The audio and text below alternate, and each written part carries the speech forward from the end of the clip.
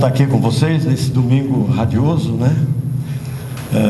Um pouquinho de chuvinha durante a semana, e é sempre muito bom a gente ver a alegria e a esperança refletida nos olhos de todos aqui numa manhã de domingo, e faz até a gente se sentir um pouco menos inseguro e, entre aspas, presentear vocês, como disse o nosso amigo João, porque logo depois do Natal, né, presentear fica mais complicado ainda, né? Mas eu vou fazer o melhor que puder, tá, gente?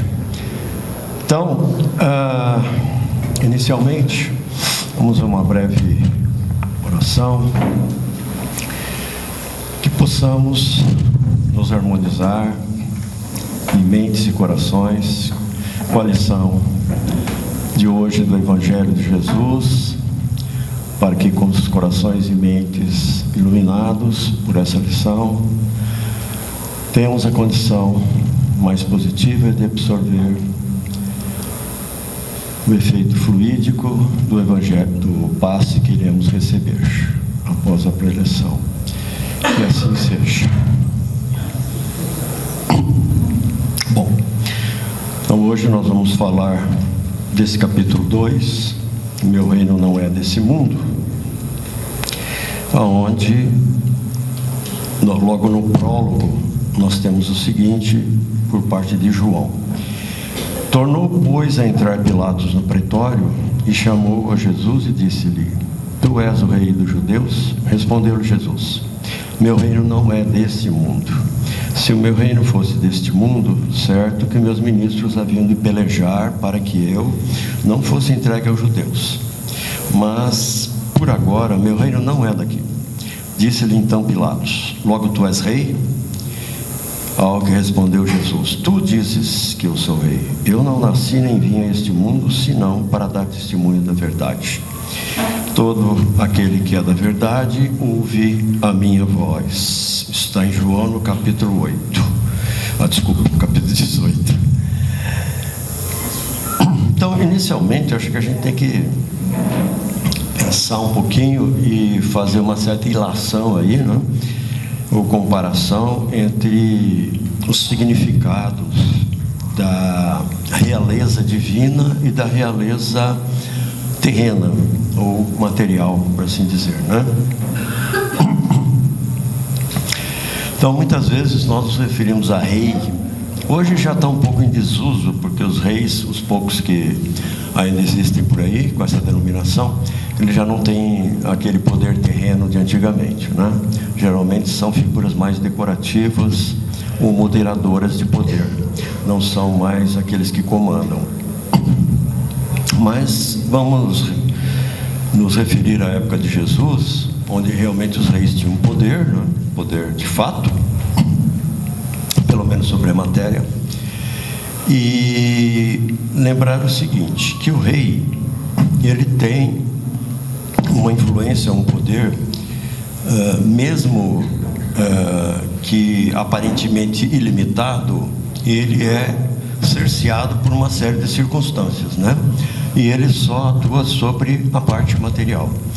Então, quando a gente fala de rei, é até uma palavra um pouco fraca para definir Jesus em qualquer sentido, porque mesmo acima de rei na terra, nós temos os imperadores, né? Nós temos soberanos que abrangem um pouco mais. Muitas vezes a gente diz assim, o soberano dos mares, né? Os soberanos de tal região, ou os imperadores que governaram dezenas de reis, como Alexandre o Grande, Júlio César, etc. Então, essas figuras terrenas seriam até mais poderosas do que reis, né? Então, Jesus, eu acho que nem cabe aí uma palavra para definir. Acho que a gente pode dizer sobre Jesus é que o comando verdadeiro de Jesus nada tem a ver com o nosso plano material, a não ser aquela parte que utilizamos para a nossa evolução espiritual, para a nossa evolução moral, evolução como seres humanos. Então, se nós usamos a matéria para trabalhar essa evolução, aí isso tem a ver, né? Mas, desculpe, então, na realidade, verdadeiro reinado de Jesus, ou a soberania de Jesus, está relacionado com a vida espiritual. Então Jesus é o rei da nossa paz espiritual, da nossa paz interior. E é isso que realmente tem que nos comandar. Porque todo o resto é efêmero, é passageiro, né? Então a gente diz, mesmo o maior dos reis, ele dominou vastas regiões da terra por um curto período de tempo, dentro da perspectiva espiritual, né? Então, mesmo aquele que reinou por 70 anos, 60 anos, isso perto da dimensão espiritual é quase nada, é um pequeno período, né? É um grãozinho de areia na praia. Mas Jesus, passados mais de 2000 anos, Ele continua soberano de nossos corações, né? Ele continua reinando sobre a boa vontade, sobre a amorosidade e sobre a caridade que deve prevalecer entre os seres humanos. Então é bastante diferente esse reinado de Jesus, né? A gente, na realidade, tem que considerar que mesmo um rei com muito poder, ele não é um balizador dos nossos pensamentos nem das nossas ações, né? Já Jesus o é, porque Jesus nos deu a linha mestra para que a gente alcance um plano espiritual de uma maneira mais elevada. Ele nos deu a linha de conduta, Ele nos trouxe a orientação suprema. Até existe uma música em latim, que é muito usada, né, por ocasião de Natal, principalmente. Estou tentando lembrar o nome agora em latim, mas é Adele Justus, eu não me lembro exatamente o nome, começa com Adele. Essa música em latim, agora eu estou um pouco parafraseando, né, porque o latim, ao ser passado para outras línguas, ele muda um pouquinho o significado, mas é alguma coisa assim, que Jesus é a palavra de Deus feita carne. Então esse é o significado que eu achei mais condizente, né, de toda essa música em latim. E essa é a realidade, né? Jesus nos trouxe a mensagem de Deus, do Deus amoroso. Então sobre isso é que Ele reina, não sobre os aspectos materiais da nossa vida, porque aí reina o nosso livre-arbítrio, até onde nós temos vida material, né? Então nós temos a possibilidade de definir essas coisas. Jesus não vai entrar no nosso dia a dia para dizer faça isso, faça aquilo. Ele nos diz o que é melhor fazer, e nós decidimos se fazemos ou não, através do nosso livre-arbítrio, né? Agora, quem não dá muita atenção para a vida espiritual, nessa encarnação, vai tender a priorizar a vida material em praticamente todas as circunstâncias, não é assim? Então o poder e a riqueza acabam prevalecendo, e é claro que nós precisamos, de certa forma, dessa riqueza material, entre aspas, né? Ou seja, precisamos da matéria para sobreviver, e é lícito e justo que nós possamos evoluir nessa parte, que nós possamos proporcionar às nossas famílias um pouco mais de conforto, um pouco mais de tranquilidade, né? E para nós mesmos, né, um pouco mais de conforto também, conforto material. O problema é que nós colocamos isso em primeiro lugar, né? Nós colocamos isso como, às vezes até como objetivo único de vida. Pode parecer estranho, mas acontece isso, né?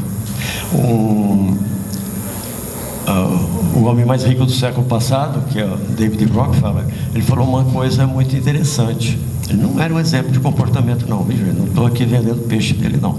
Mas ele colocou uma coisa que me marcou muito.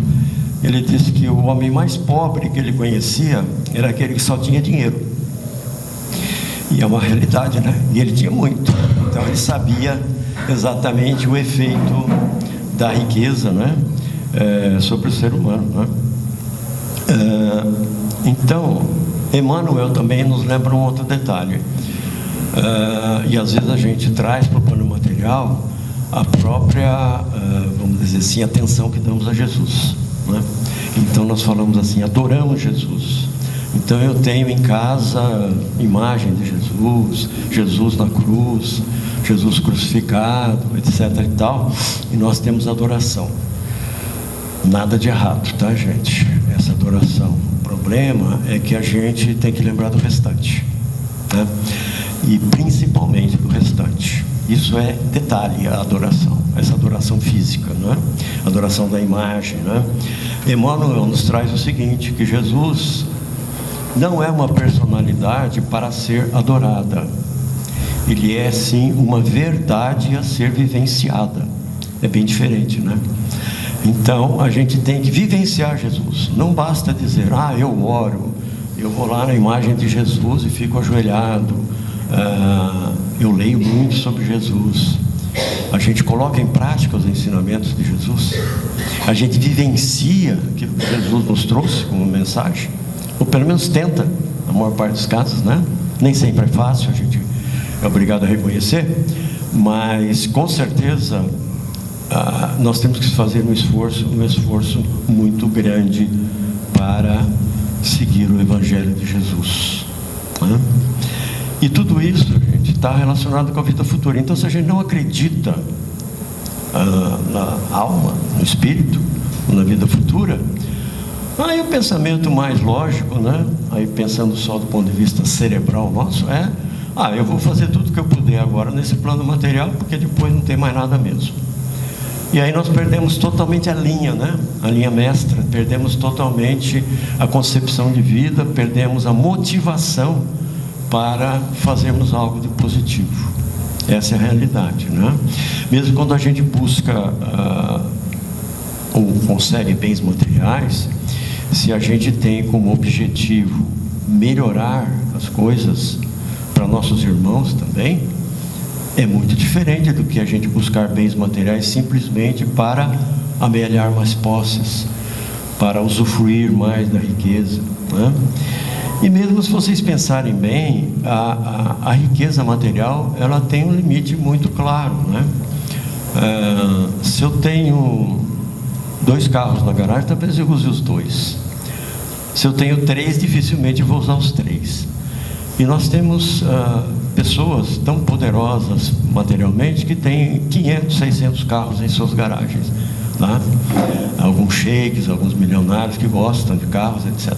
E aí eu fico pensando o seguinte: provavelmente algumas centenas desses carros nunca foram usados pelo proprietário, né?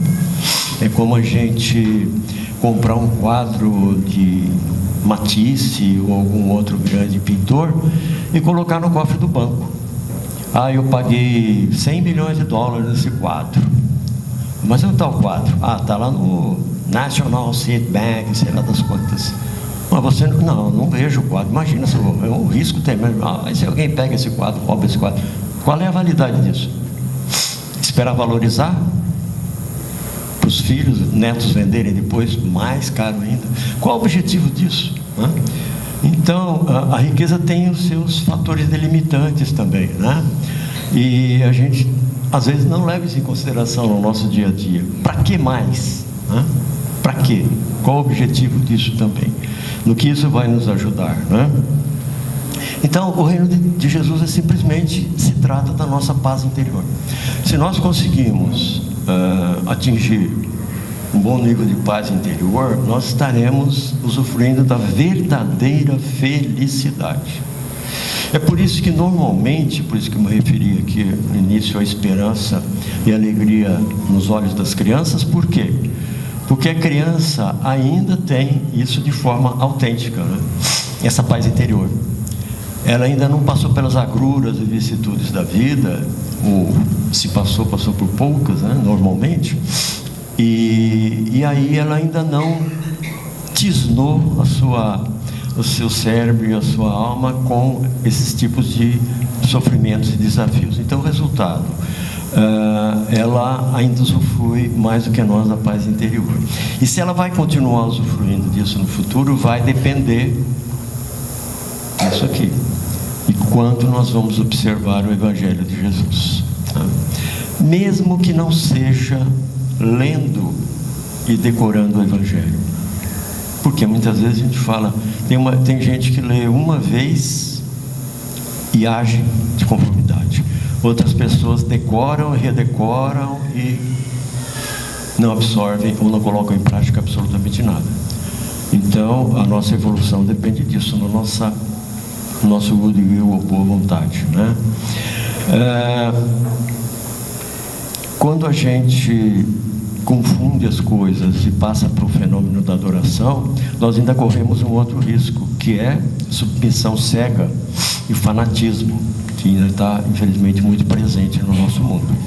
Então, a submissão cega é exatamente o oposto do que o Espiritismo nos propõe. O Espiritismo nos propõe a fé raciocinada, ou seja, aquilo que nós ouvimos, aquilo sobre o que refletimos, precisa fazer sentido para nós. Ou seja, se não faz sentido, eu estou fora dos parâmetros, ou os parâmetros não se adequam à pessoa, à minha pessoa. Então, eu preciso primeiro definir isso, né? Eu estou no estágio evolutivo que isso não faz sentido, então vamos aprender um pouco mais. Vou dizer, não, os que estão me passando, pelo meu bom senso, pela minha forma de avaliar as coisas, não faz sentido para mim. Se não faz sentido, eu tenho que buscar as coisas que me fazem sentido, né? Para que eu possa realmente ter a fé verdadeira, a fé raciocinada. Sem isso, a fé, assim como o poder material, ela é efêmera, ela é passageira e transitória. Ou seja, eu tenho fé hoje, amanhã não tenho mais.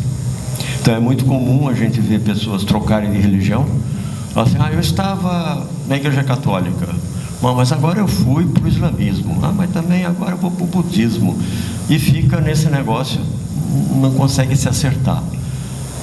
Então, se dá para fazer uma recomendação, é conhecer antes de adotar, né? Entender, tentar entender, pelo menos parcialmente também, para ver se coaduna com a mensagem do Mestre Jesus.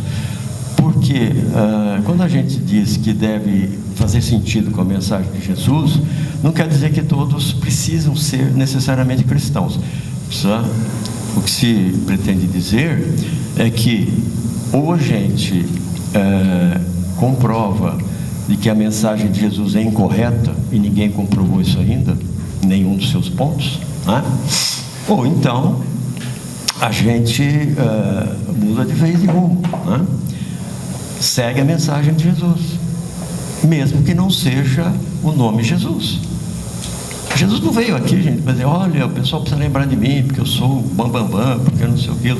Não, Jesus veio aqui para nos ajudar, para nos reorientar. Nós estávamos perdidos, como ainda estamos, né? 2000 anos e tanto depois, ainda estamos relativamente perdidos, né? E ele veio trazer a mensagem de abertura, depois reforçada pelo Espiritismo, no sentido de vamos mudar nossa cabecinha, vamos nos reorientar, vamos colocar importância naquilo que tem importância verdadeira, não naquilo que é efêmero, passageiro, egoístico, né? Então se a gente conseguir praticar isso, mas eu nunca li a Bíblia. Como é que é a sua vida? Como é que você tem agido? Eu nunca, tive paciência para ler totalmente o Evangelho. Ótimo, e como é que você se comporta no dia a dia, né? Você pode encontrar uma pessoa que leu e releu várias vezes e tem um comportamento bastante ainda questionável, né? E outro que tem o bom senso e a análise já colocada em prática. Então é muito relativo tudo isso, e é importante a gente ter isso em mente, porque Jesus nunca esteve preocupado com a adoração à sua pessoa. Isso a gente tem que pôr em mente diretamente, não adianta questionar isso, né? Se ele quisesse isso, ele não teria se permitido crucificar de forma humilhante, ser açoitado, ser maltratado, mesmo ser questionado no templo. Ele não permitiria tudo isso. Por que ele permitiu? Porque o importante era a transmissão da mensagem, e isso ele conseguiu fazer, né? Mostrando inclusive a sua humildade. E quem é humilde não quer ser adorado, quer? Ninguém quer ser adorado se for humilde, até porque sabe que a adoração também é transitória e passageira. Eu adoro enquanto eu estiver sendo atendido, eu adoro enquanto as coisas estiverem indo bem para mim. Começou a dar zebra, opa, vou mudar de religião, ou então religião não adianta, vamos vivenciar outra realidade. É ou não é assim? A gente não vivencia isso, não observa isso. E até uma brincadeira que eu costumo fazer às vezes é o seguinte, né? A gente veio aqui para mais uma reencarnação. Assim, nessa reencarnação a gente revisa, como o próprio nome já diz, né? A gente está revisando tudo aquilo que a gente praticou de erro em ocasiões anteriores, né? No dia a dia nosso é assim, né? A gente vai trabalhar, vai estudar, falar, para ontem fiz essa bobagem, hoje eu tenho que corrigir isso, ou melhorar esse aspecto. A reencarnação é a mesma coisa, né? Agora, se a gente vem para cá, ao invés de transitar por uma nova reencarnação, a gente pode fazer uma reencadernação. Não se usa mais isso, né? Mas eu quando era mais jovem, a gente colecionava enciclopédias e coisas assim, e a gente levava para encadernar uma pessoa que fazia aquilo, colocava uma capa bonita, às vezes até de couro e tal, né? E às vezes você pegava um livro que estava com a capa danificada, levava para esse encadernador, ele reencadernava, ele fazia uma outra capa e contracapa, até do gosto da gente. Olha que legal, né? Hoje ninguém mais usa quase livro físico, é tudo via internet, etc. Então provavelmente muita gente nem se lembra disso. Mas qual é essa ilação que eu estou fazendo? Se a gente vem fazer uma reencarnação, a gente está renovando, melhorando a capa e o miolo, e o conteúdo do livro. Agora, se a gente vai fazer uma reencadernação, a gente reencarnou para reencadernar simplesmente, a gente só está trocando a capa. O miolo fica do mesmo jeito. Não mudou nada. Quem vai ler a mesma coisa, seja boa ou seja ruim. Certo? Não vai mudar nada. E não é essa a ideia, né? A ideia da reencarnação é nós mudarmos para melhor. Então a capa, ok, legal se puder trocar a capa, né? Pô, eu era um cara muito esquisito na outra encarnação. Agora eu vim com uma aparência melhor, uma inteligência mais afinada, tal. Ótimo. E o resto? Mudou? Senão não vai adiantar nada, né? Então os engenheiros do plano espiritual me recolocaram aqui em melhores condições físicas. Mas se eu não auxiliar com um comportamento diferente, isso não vai resolver nada. Vai ficar só naquela passagemzinha efêmera. Morreu, acabou, né? Não muda nada. E infelizmente ou felizmente todos nós vamos desencarnar, né? Isso é uma realidade. Não adianta a gente ter ilusões quanto a isso, né? Então, gente, o único passaporte que nós temos para passar na alfândega do reino de Deus, do reino de Jesus, qual é? É um negócio chamado patrimônio moral. Se a gente tem um patrimônio moral, a gente chega lá na alfândega, lá no, entre aspas, no céu, né? No plano espiritual, e diz, está aqui, ó, meu passaporte está aqui, está carimbado, está com visto, está tudo bonitinho, você vai entrar, beleza. Agora meu patrimônio moral está aqui. Não, teu patrimônio moral, meu amigo, está baixinho, hein? Você vai ter que ir para um outro lado ali para ver se você dá uma melhorada antes de reencarnar. Certo? Então é isso. Esse é o nosso passaporte, é a maneira que nós temos que olhar a vida, olhar esta vida. Tudo bem, gente? Então, fica também como mensagem final que nós buscamos, e íntimo a todos nós, buscar a alegria e a felicidade, mesmo no plano material, né? Não é assim? Só que a única maneira de encontrar essa felicidade verdadeira e duradoura é a busca da nossa paz interior, através do Evangelho de Jesus. Não é assim?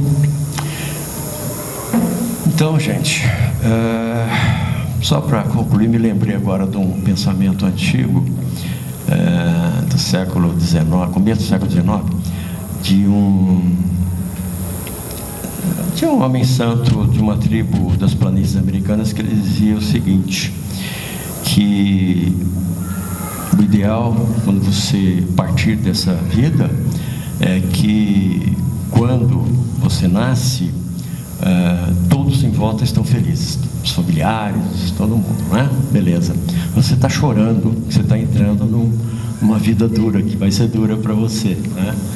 E a criança chora, ó, por motivos físicos também, né? Mas, vamos dizer, a ilação é essa, a ligação seria essa. Então, você está chorando e está todo mundo feliz. Então, como é que você sabe se cumpriu o seu dever? Se você está partindo, né? Todos em volta estiverem chorando, e você estiver feliz. Aí você cumpriu o ciclo de vida. Esse é o grande desafio.